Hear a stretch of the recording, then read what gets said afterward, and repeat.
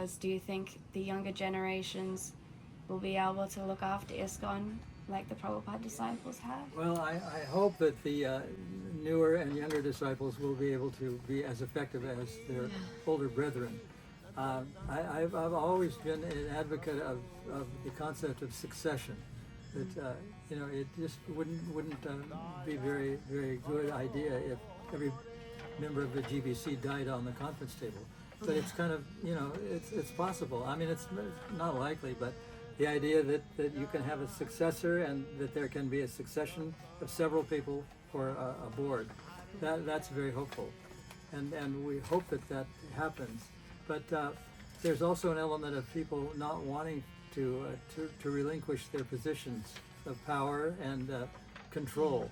So there's a possibility that that's not going to happen. But I tend to be more optimistic than pessimistic.